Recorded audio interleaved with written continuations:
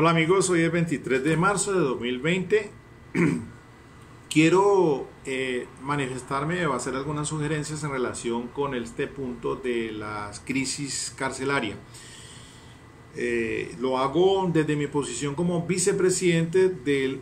la colegiatura bancada de abogados penalistas de Cali.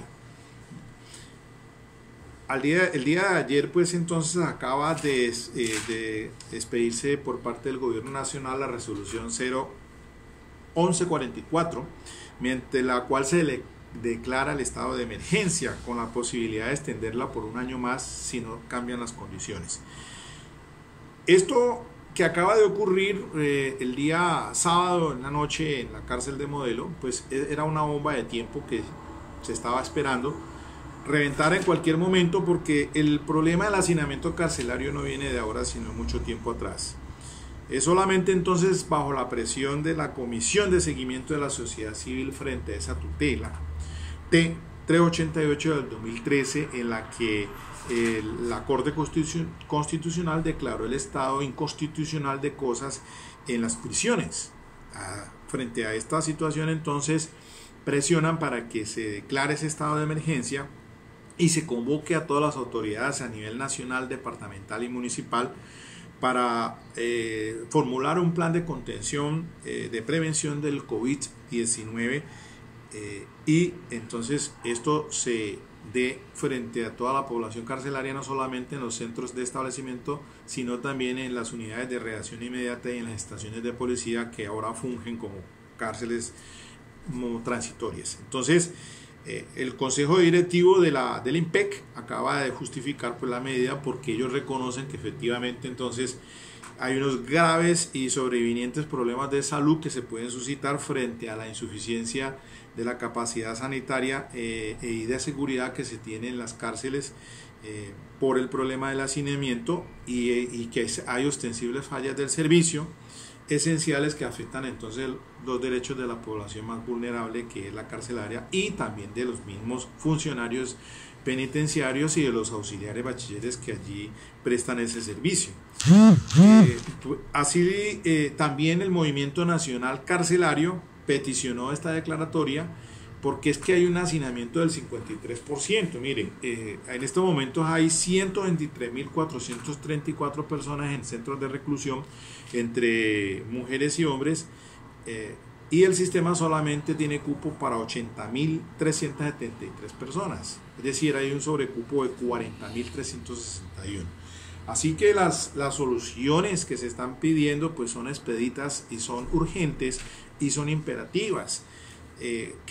Me uno a la voz del doctor Francisco Bernate, que es el director del Colegio de Abogados Penalistas, en la que se pide la declaratoria de emergencia como tal y se envía a prisión domiciliaria y carcelaria a las personas mayores de 60 años, siempre y cuando pues no sean reincidentes ni estén condenados por delitos graves. Lo mismo puede también plantearse la posibilidad de que se conceda libertad condicional con las 2/3 partes, no las 3/5, siempre y cuando no sean reincidentes estas personas ni estén condenados por delitos graves. Lo mismo que casa por cárcel para las madres y padres cabeza de familia, y también a alguna población carcelaria que está en situación de discapacidad o también por enfermos terminales. Entonces, allí hay que clasificar frente a los que están en condición ya de pagando una condena, como los que están apenas en situación de judicializarlos, porque al primer grupo, podríamos llamarlo así, pues el procedimiento sería un tanto diferentes, dado a que también el Consejo Superior de la Judicatura al día de ayer acaba de expedir pues un acuerdo en el 11526, que prorrogó el expedido del 19 de marzo pasado, en la que se suspenden los términos del 4 de abril hasta el 12 de abril. Entonces, aunque hay unas excepciones allí frente a las acciones de tutela y habeas corpus, que se tramitarán vía correo electrónico, como frente a las funciones de los jueces de control de garantías, estas se mantendrán los términos frente a las audiencias concentradas de legalización de captura, imputación y medidas de aseguramiento. pero también se mantienen los términos frente a la prórroga, sustitución y revocatoria de medidas de aseguramiento cuya solicitud sean con personas privadas de la libertad. Aquí dice el Consejo Superior que siempre que las audiencias se puedan adelantar mediante trabajo en casa de manera virtual. Lo mismo frente a la libertad por vencimiento de términos. Y el control de legalidad posterior, siempre que ésta se haga pues, de esa forma que está indicando allí, que pues también ha establecido unas medidas tecnológicas que se deben implementar, entre esas que el Consejo Superior de la Judicatura publicará lineamientos básicos para el uso de herramientas tecnológicas. Es decir, habrá que mirar a ver de qué manera entonces, por lo menos está esa situación allí de los jueces de control de garantías, al menos ya les quitaron a ellos, a los jueces penales municipales, competencia para conocer tutelas, lo mismo que a los jueces de ejecución de penas. Pero el énfasis que pienso yo que donde se debe enfocar para la población ya en condición de condenados es en los jueces de ejecución de penas y medidas de seguridad. Estos atenderán las libertades por pena cumplida con o sin redención de pena, libertades condicionales y prisión domiciliaria y formalización de la reclusión mediante trabajo en casa de manera virtual. Allí entonces hay que enfocarse porque el asunto de la función del conocimiento en materia penal se seguirán atendiendo audiencias programadas con personas privadas de la libertad, pero siempre, y dice aquí, siempre que las audiencias se puedan adelantar mediante trabajo en casa de manera virtual. Entonces, pero enfoquémonos en el tema de la problemática para indicar que son los jueces de ejecución de penas, y yo pienso que el Consejo Superior de la Judicatura tendrá que meterle mano a esto para ver de qué manera podría ser una solución, es no de esta manera, sino pues ir al mismo centro de reclusión, no sé, pues así como han tomado medidas preventivas para los jueces de control de garantías con unas escafandras o con algo que evite pues este problema de pandemia que nos está afectando a todos, mirar a ver de qué manera entonces se le da una salida a esa problemática frente a la población de condenados. Ahora, me uno también a las voces a las peticiones de soluciones que hacen la población de reclusos, que piden que se busquen otro tipo de penas privativas de la libertad diferentes a la intramural, para mujeres embarazadas y lactantes, así para sindicados y sindicadas. Recordemos que esta es una población que está apenas en curso de desvirtuar su presunción de inocencia, y las personas mayores de la tercera edad, pero esto con el fin de descongestionar las cárceles y evitar riesgos para la salud en la población que ya es más que está en posición de vulnerabilidad. Allí hay una cuestión pues que entonces en estos momentos conocemos muy bien que, dado el hacinamiento en los centros de carcelarios, en Modelo, en La Picota, Picaleña, etcétera, etcétera, Villahermosa, Cajana, en Jamundí, entonces esa población en detención preventiva de actos urgentes y todos quedan allí en transitorios en las estaciones de policía, que hasta hace unos años atrás aquí en Cali fue una problemática que existió antes de que se expidiera la ley 1709 del 2014, que es la que reformó algunos artículos de la ley 65 del 93, la ley 599 del 2000 y la ley 55 del 85. Y miren, es que allí la ley 1709 muy claramente está indicando el artículo 5º, que es el respeto a la dignidad humana. En los establecimientos de reclusión prevalecerá el respeto a la dignidad humana, a las garantías constitucionales y a los derechos humanos universalmente reconocidos. Se prohíbe toda forma de violencia psíquica, física o moral. Por de allí entonces es que el fallo de tutela T388 del 2013 de la Corte ha declarado entonces el estado inconstitucional de cosas en las prisiones.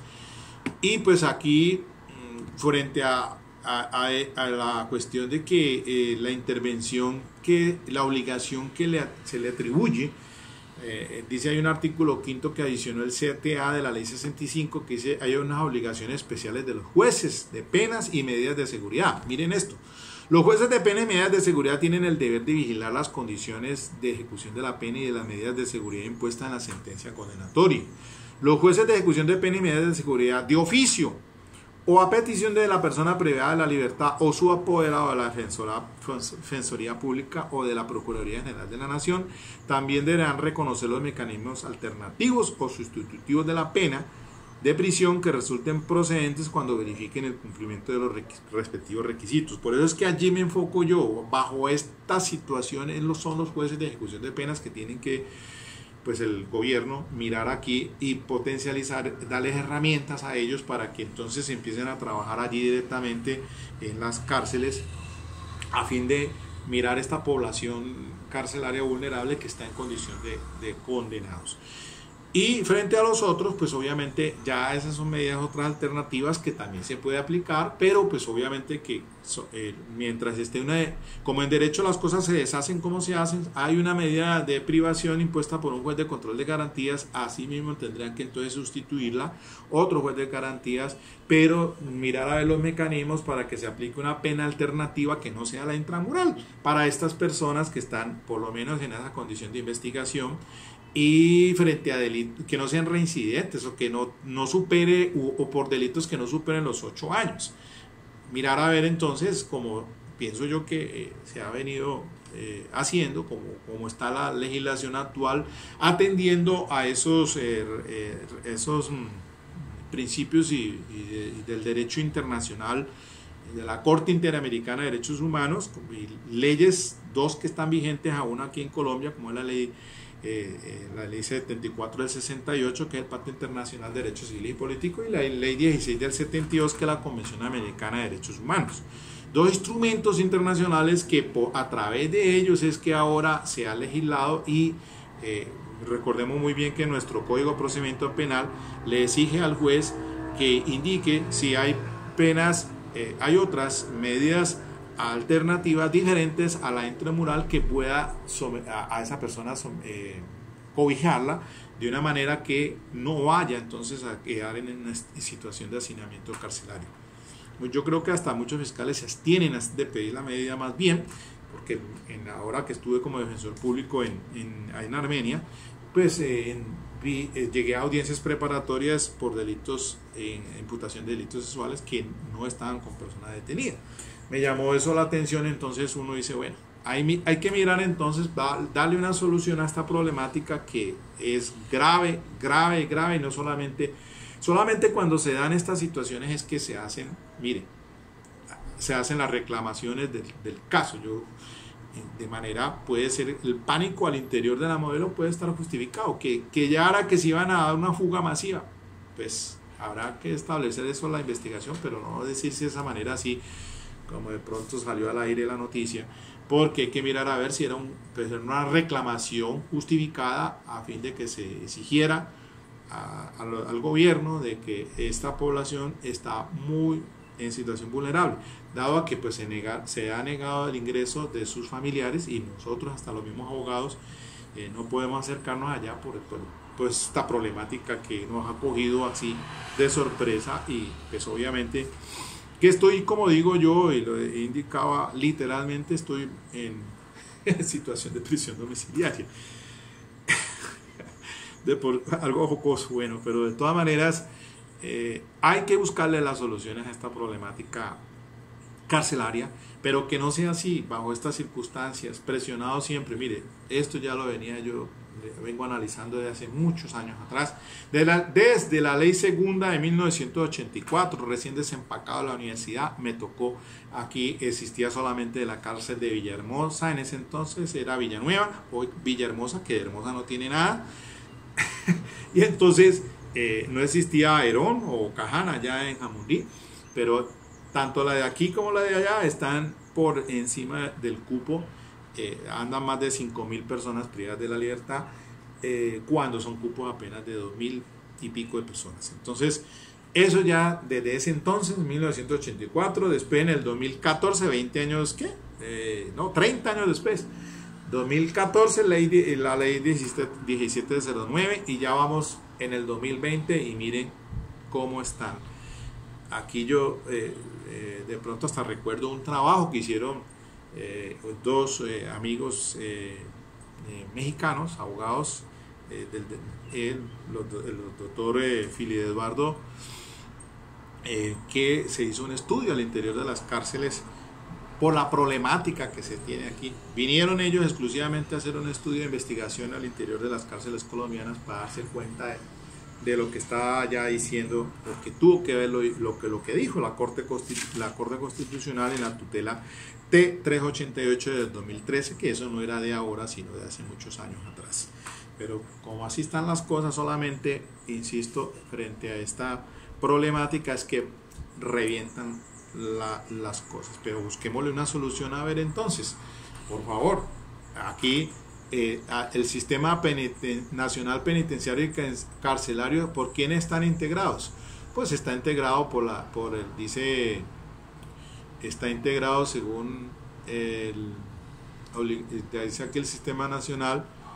está integrado según el artículo 15 de la ley 1709 por el Ministerio de Justicia y del Derecho, el Instituto Nacional Penitenciario y Carcelario, el INPEC, y la Unidad de Servicios Penitenciarios y Carcelarios, USPEC,